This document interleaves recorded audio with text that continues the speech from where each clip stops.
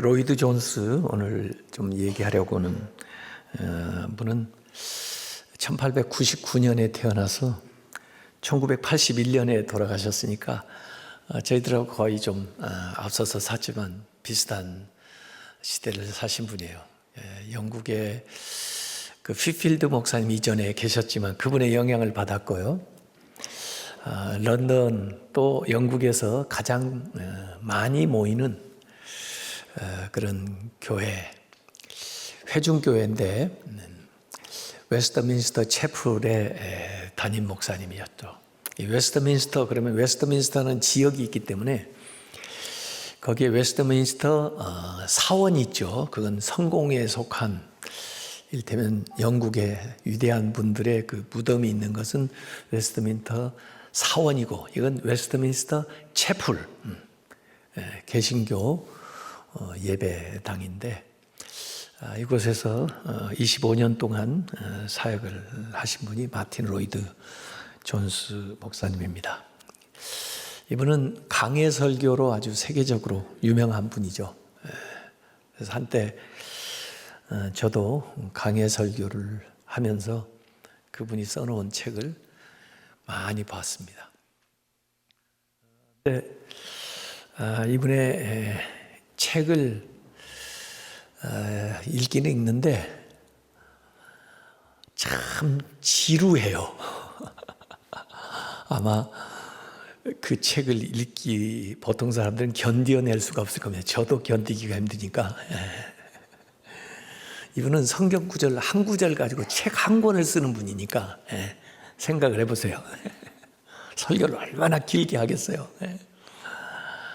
그래서 이분이 써놓은 로마서 강해 굉장히 두꺼운 이렇게 두꺼운 책으로 로마서 강해를 14권을 써놨어요. 14권을. 에베소서 여러분이 읽으려면 아마 20분 내로 읽을 수 있을 겁니다. 그 에베소서 강해를 이런 책으로 8권을 써놨어요. 그러니까 에베소서를 100번을 읽는 게 낫지 이분이 써놓은 책을 8권을 읽는다는 건 보통 인내심이 아니면 안 되죠. 그렇게 설교하시는 분이라 저는 그 교회 교인들은 참 대단했겠다. 원래 이분은 그 웨일즈 카디프에서 태어나가지고 16살에 런던 세인트 바돌로메 병원, 그 당시에는 의대를 바로 병원으로 가서 이렇게 하는데 영국 최고의 그 명문 의과대학인데 16살에 수석으로 입학해가지고 그 다음에 22살에 의학 박사가 됐습니다. 의사가 됐고 그래서 영국 왕립의학협회에서 의사 자격을 취득하면서 왕주치 그 호더경의 수석 어시스턴트로 그렇게 총망받는 의사였습니다. 그런데 이분이 성경 말씀 읽고 또 교회 다니면서 하나님의 부르심을 받아가지고 그 의사직을 내려놓고 복음을 전하는 일에 전념을 하면서 자신은 육신의 질병을 고친 것도 중요하지만 죄의 질병을 고치고 치료하는 영혼의 의사로 살겠다 하고 이제 설교자로 전도자로 나섰는데 재미있는 이력은 신학 공부를 한 번도 하지 않은 이 사람이 바로 설교하기 시작합니다. 그러면서 평생 신학 공부는 하지 않았고 독학을 하면서 성경을 읽고 주의하면서 목사직을 수행을 한 사람이죠. 로이드 존스가 왜 이렇게 목회자로 설교자로 나서게 됐나? 그 당시의 상황을 보니까 너무 사람들이 인본주의적인 거예요. 심지어 설교 메시지조차도 인간 중심이에요. 그래서 아니다. 이 신앙을 바로 세워야 된다. 그래서 그분이 그런 얘기했습니다. 성령의 첫 번째 사역은 하나님 앞에서 사람들을 겸손하게 만들고 죄를 회개하게 하는 것인데 요사이 강단에서 그걸 볼 수가 없다. 하나님 경외하지 않는 사람들을 부드럽게 대해주고 위로나 해주고 즐겁게 해주는 설교 가지고는 절대로 하나님이 인정하시는 교회를 세울 수가 없다. 요새 교회가 종교 서비스만 하지 하나님이 원하는 말씀이 이 강단에 없다. 그래서 자기는 성경만 전하겠다. 그래서 무슨 우스갯소리나 무슨 세상 예화나 이런 거 하나도 없어요. 그러니까 성경에서 성경으로 성경만 가지고 설교를 하는 겁니다. 마지막 돌아가시기 전에 읽은 대목이 고린도전서 15장이라고 하더라고요.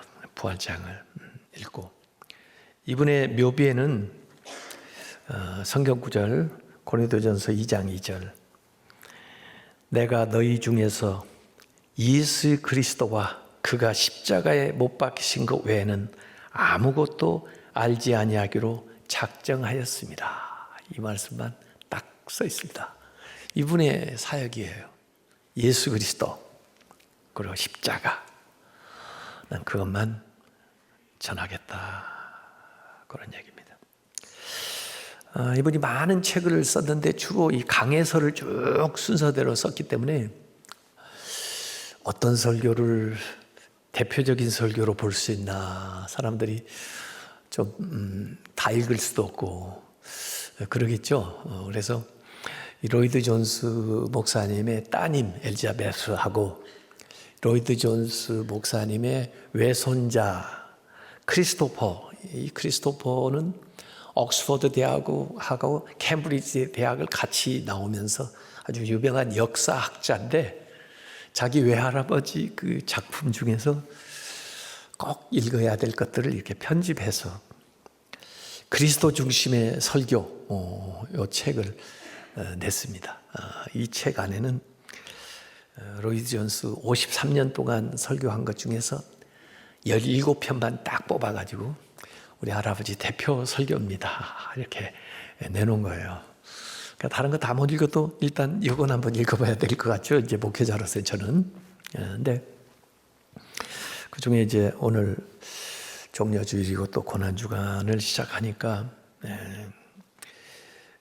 그 중에 그리스도가 죽으신 이유라는 이 설교를 제가 오늘 선정을 했는데 사실 이것도 사도행전 강해 설교 중에 나오는 설교예요. 근데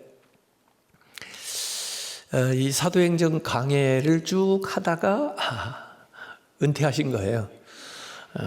오늘 8장까지 설교하시다가 은퇴하신 거예요. 그래서 사도행전 강해 책은 6권만 남았습니다. 왜? 그 이유를 못 썼어요. 더 이상 설교를 못 하셨으니까.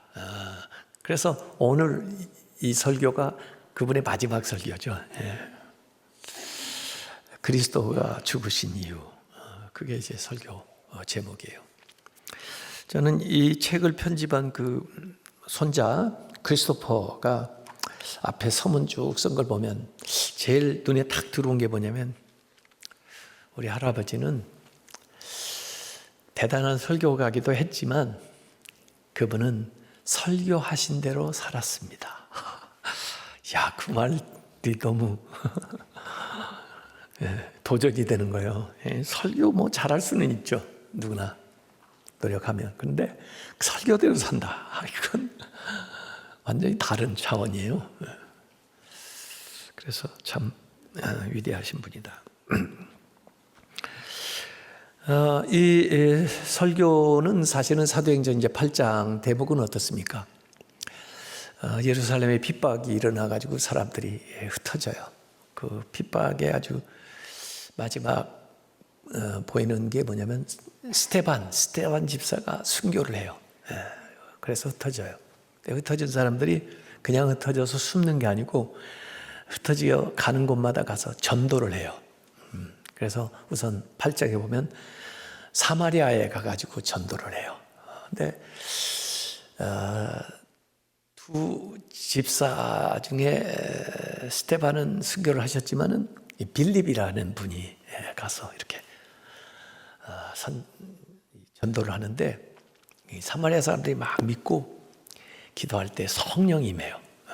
그래서 이 사도행전 8장은 사마리아 오순절 그렇게 부릅니다. 앞에 오순절은 예루살렘에서 일어났죠. 근데 사마리아에서 성령이 임하는 이제 오순절 역사가 다시 재현되는데, 그래서 성령의 이끌림을 받아 이렇게 전도자들이 가라는 대로 가는 거예요. 그래서 사실 사도행전은 성령 행전이에요. 근데 성령이 가시는 게 눈에 안 보이니까 사람이 가는 걸로 보여주는 거예요. 교회가 세워지는 걸로 성령이 어떻게 가는가를 보여주는 거예요. 그래서 이 빌립도 성령이 가라 그러니까 가요. 광야로 가라, 광야로 가요. 근데 가사로 내려가는 그 길인데 어디에 가서 왜 누구를 만나야 되는지도 모르고 그냥 가는 거예요. 근데 그 길에 누가 있었냐면 에티오피아에서 왔던 이 간닥의 여왕의 그 국가 재정을 맡고 있는 내시. 근데 이 사람이 왜 거기를 가고 있냐? 예루살렘에 와서 예배를 드리고 아마 절기에 예루살렘까지 이디오피아에서 와서 예배를 드릴 정도면 대단한 믿음이죠. 예. 그리고 뭔가 이 이스라엘 그 당시 히브리 신앙을 가지고 있었던 사람인 것 같아요. 그러니까 에티오피아가 성경에 가끔 언급되는데 아마 제일 먼저 언급된 것은 솔로몬한테 솔로몬의 지혜를 듣기 위해서 그 여왕이 시바의 여왕이 오잖아요. 그게 이제 에티오피아인데 그 여인이 다시 이제 그 에티오피아로 돌아가고 그 에티오피아에 그 히브리 사람들이 생겼다는 겁니다. 그래서 일찍부터 이 에티오피아 사람들은 그 블랙 흑인이지만은 그 주이시, 이디오피아 유대인이죠. 그렇게 지금도 생각하고 있어요. 유대 사람들이요, 이스라엘 사람들이요. 그래서 이들이 절기를 지키러 이디오피아에서 예루살렘까지 왔다가 이제 내려가다가 이 일이 벌어지는 겁니다. 그래서 여기에 이제 빌립이 가는데 이제 마차 무슨 행렬이 있었겠죠. 그래도 한 나라에 영향력 있는 분이니까 혼자 왔겠어요. 뭐 수행원들도 있었을 거고 또 이제 마차를 타고 그 수레 안에서 가는데 그 성령이 감동해서 가까이 가라. 그래서 이제 빌립이 가까이 가면서 보니까 성경을 읽고 있는 거예요. 성경을. 근데 성경을 속으로 읽는 게 아니고 낭독을 하고 있는 거예요. 그래서 밖에서 들릴 정도에 좀 신기해요. 마차 소리도 있었을 텐데 그걸 뚫고 얼마나 크게 읽었기에 지나가는 빌립한테까지 들렸을까? 또 심지어 빌립은 그것 듣고 어느 대목을 읽고 있는가를 딱 알아내요. 그러니까 빌립의 성경 실력도 대단하지만 뭐 이런 우연의 일치치고는 대단한 일입니다. 여기서 제가 한번 물어볼게요. 전철 타고 다니면서 성경 읽으시는 분, 버스 타고 다니면서 성경 읽으시는 분, 옛날에는 책 좀 읽었죠? 근데 요새 전철 보니까 다 스마트폰만 보고 있더라고요. 스마트폰으로 성경을 읽는지는 모르겠지만은 하여간 일본 가서 한번 신간센을 한번 타보세요. 일본에 가서 신간센을 타면요, 지금도 일본 사람들은 전부 이 벽돌장 같이 생긴 그 책을 읽고 있습니다. 이게 완전 우리나라 환경하고 풍경하고 저들 풍경이 완전히 다른 거예요. 책을 읽어요. 그것도 낭독을 하고 있어요. 낭독을 하면 어떻게 되는지 아세요?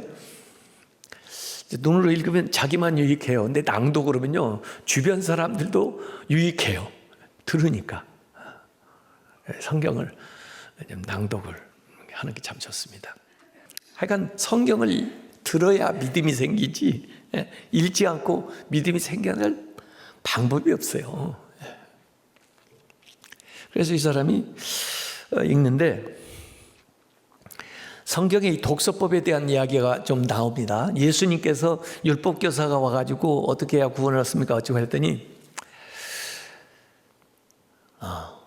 율법에 뭐라고 기록이 되어 있으며, 기록되어 있는 거, 그 다음에 그걸 어떻게 읽었느냐, 기록되어 있는 걸 읽는 게 참 중요한 거예요.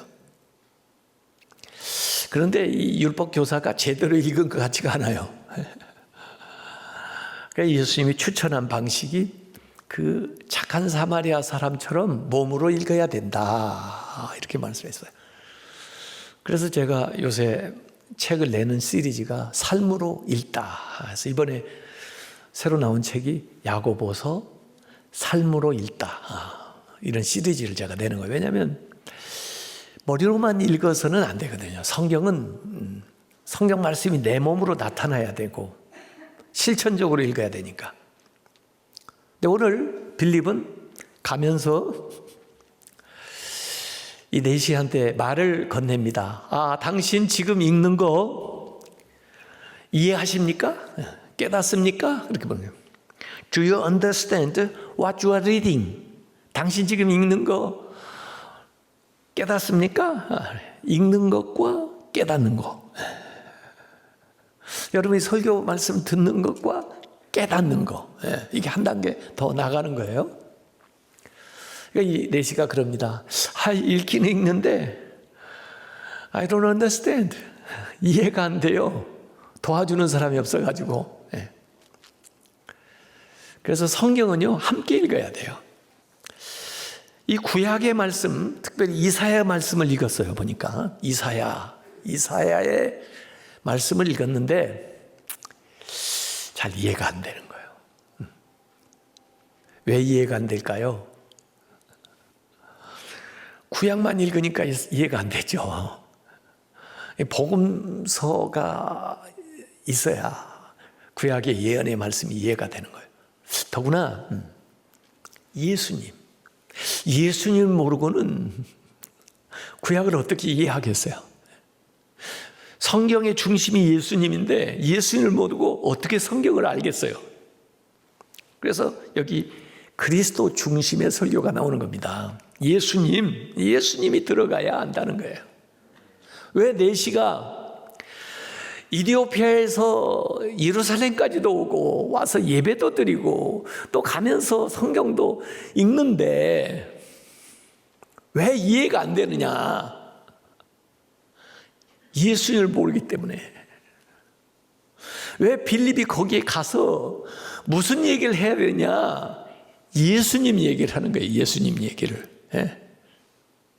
그래서 빌립이 예수님을 이제 통해서 하나님이 주시는 복음을 가지고 얘기를 하니까 이게 짝이 맞는 거예요. 구약의 예언과 성취가 짝이 돼서 그랬구나, 언더스탠드가 되는 거죠. 자, 그래서 예수님에 대한 이야기를 하는데 성경만 그런 게 아니고 우리의 인생 얘기도 마찬가지예요. 왜 대부분의 사람들이 자기 인생의 의미도 모르고 살다가 그렇게 사라지느냐? 예수님을 못 만나서 그래요. 그 인생에 예수님이 없으니까 돈을 벌어도 무의미하고 어느 직책에 올라가도 만족이 없고 그러는 거예요. 예수 얘기가 빠져버려가지고 그런 거예요. 우리 얘기가 완성되려면은 우리의 삶의 얘기에 반드시 예수님이 계셔야 돼요. 예수님과 내 얘기가 연관이 되어야 내가 왜 이 세상에 왔으며 내가 왜 이 일을 하고 있으며 내가 뭘 하고 살 것이며 내가 어디로 가는지를 알게 되는 거예요. 그래서 우리의 삶의 의미를 주는 것은 예수밖에 없습니다.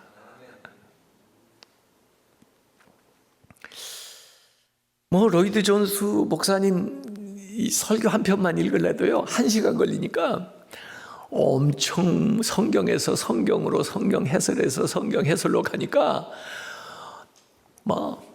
성경 인용만 해도 엄청 많아요. 그거 다 얘기할 수 없고 그분이 얘기했던 마지막 설교의 핵심만 2가지만 저한테 딱 짚으라면, 하나는 십자가는 거치는 것이다. 이분이 로이드 존스가 아니 사람들이 말이야 예수님의 십자가를 그렇게 미화해가지고 그 죽음이 좋은 것처럼 영광스러운 것처럼 그렇게 얘기하는데 아니다. 원래 십자가가 뭐냐? 로마 시대에도 그 전에도 가장 흉악한 죄를 처형하는 형틀이 십자가다. 십자가는 끔찍한 거다. 십자가를 그렇게 이상적으로 생각하지 말아라.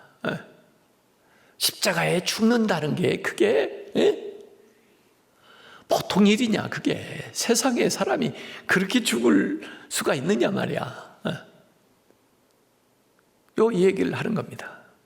그래서 그 십자가가 참 험한 십자가구나 하는 것을 알아야 된다는 거예요. 그거 없이는 예수님 하신 일도 모른다는 거예요. 그 말이 일리가 있어요. 그래서 저는 그때 그걸 읽고 상곡기도원에다가 H빔 십자가를 만들어 놨습니다. 그리고 이름을 험한 십자가라고 붙였습니다. 너무 아름다운 십자가만 저도 모으고 그래가지고 사람들이 그 십자가가 그렇게 액세서리가 되고 그렇게 하는데 원래 십자가는 험한 십자가다. 끔찍하게. 그래서 거기에서 내 죄를 볼 수 있어야 되고 거기서 내가 죽을 수밖에 없는 그런 사람이었다고 하는 것을 끔찍하리마치 발견하지 않으면 그러면 그 십자가의 은혜를 경험할 수가 없다는 거죠. 그래서 로이드 존스는 이사야서 53장 7절부터 9절까지 오늘 인용했던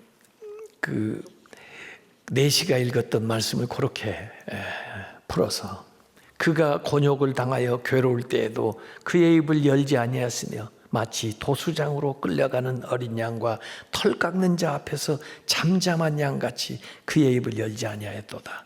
그는 곤욕과 신문을 당하고 끌려갔으나 그 세대 중에 누가 생각하기를 그가 살아있는 자들의 땅에서 끊어짐은 마땅히 형벌받을 내 백성의 허물 때문이라 하였으리요.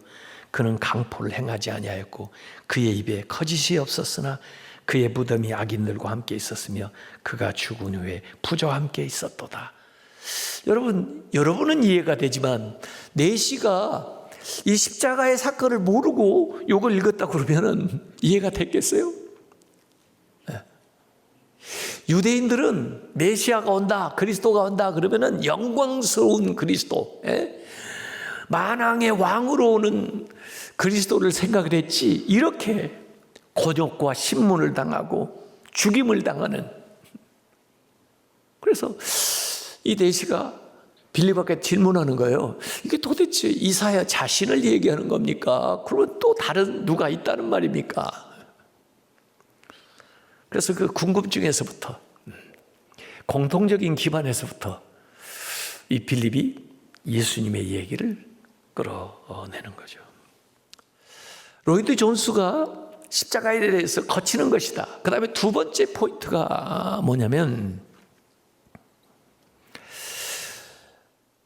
죄인에게 어떻게 공의와 자비가 동시에 충족될 수 있는가? 이 죄인을 놓고 법으로 당신은 이런 죄를 졌으니까 뭐 형을 얼마 내리겠소?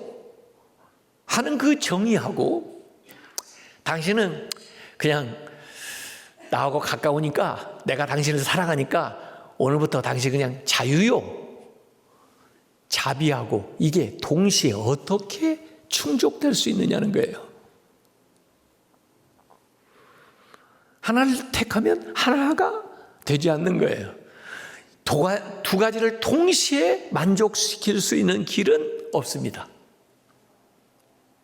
불가능합니다. 인간에게.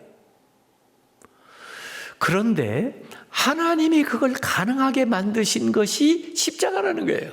이 십자가는 그 죄인에 대해서 정의와 자비가 동시에 만족된 게 십자가라는 거예요. 그래서 이것은 하나님의 지혜라는 거예요. 십자가는 내가 죽어 마땅한 그 죄에 대한 심판과 그 십자가는 내가 하나님의 이 자비로 용서받은 것을 동시에 보여주는 것이 십자가라는 거예요. 그건 하나님의 지혜고 하나님만이 하실 수 있는 방법이라는 거죠. 그래서 십자가를 통해서 죄인인 우리가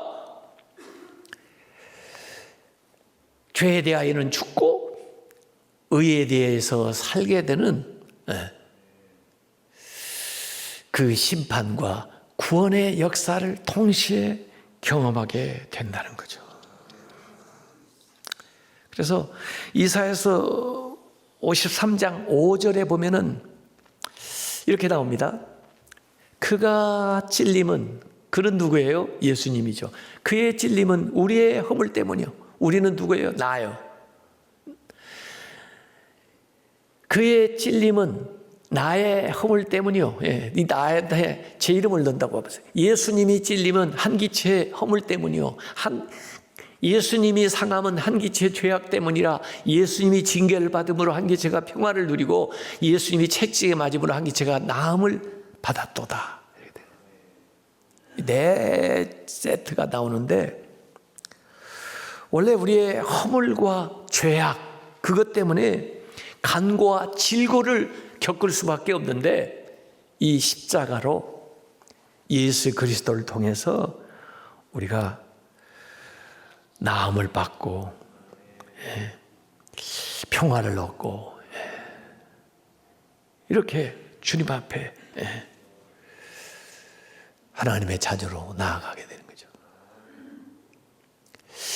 이 로이드 존스는 순교자의 죽음과 예수님의 죽음을 비유해가지고 설명하고 있습니다. 아니 오늘 사도행전 7장에만 해도 스데반은 죽으면서 얼굴이 환해지면서 내 영혼을 받으시옵소서 그렇게 하고 순교를 하셨는데 예수님은 하늘도 캄캄해지면서 예수님은 엘리 엘리 라마 사막다니 하나님 하나님 어찌 나를 버리시나이까. 그것만 두고 보면 아니 순교자가 더 대단하다 그렇게 생각할 여지가 있다는 거죠. 근데 왜 예수님은 순교자도 그렇게 기쁨으로 죽음을 맞이하는데 나의 하나님 어찌해서 나를 버리십니까? 라고 죽으셨냐 말이에요. 그게 앞에 설명한 대로 십자가는 거치는 것일 뿐만 아니라 순교자의 죽음과 예수님의 죽음이 다르다는 거예요. 순교자는 의로우신 예수님을 위해서 죽는 것이니까 영광스러운 모든 사람의 칭송을 받을 수 있는 죽음을 당했지만 예수님의 죽음은 나 같은 죄인을 위해서 죽으신 거란 말이죠. 그 죄인의 형벌을 당하신 거라는 거죠. 그렇기 때문에 그 고통을 겪으신 것이기 때문에, 그래서 로마서 5장 8절에 우리가 아직 죄인 되었을 때 그리스도께서 우리를 위해서 죽으심으로, 의로운 자를 위해서 죽는 자가 세상에 있어요, 의인들이요. 그러나 죄인을 위해서 대신, 흉악한 죄인을 위해서 여러분이 대신 고난을 자처하겠어요? 대신 감옥에 들어가겠다고 하겠어요? 그러나 그리스도는 우리가 죄인 되었을 때 우리를 위해서 죽으심으로 하나님의 그 사랑, 이것을 확증해 주셨다.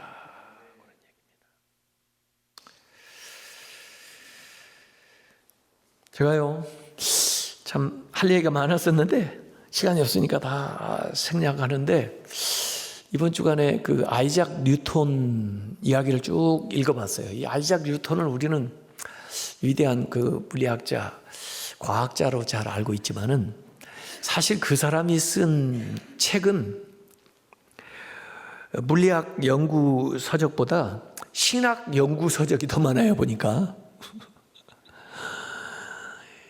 이분은 그 만유 인력을 발견해낸 분으로 유명한데, 그걸 통해서 하나님의 창조 섭리를 쭉 풀어내요. 야, 누가 세상을 운행하고 그 규칙을 준 분이 계시는구나 하는 걸 발견해내요, 이 아이작 뉴턴은요. 그리고 이분이 말년에 좀 정신이 오락가락 했다고 그래요. 그 많은 것들을 잊어버리고 대단한 천재인데도.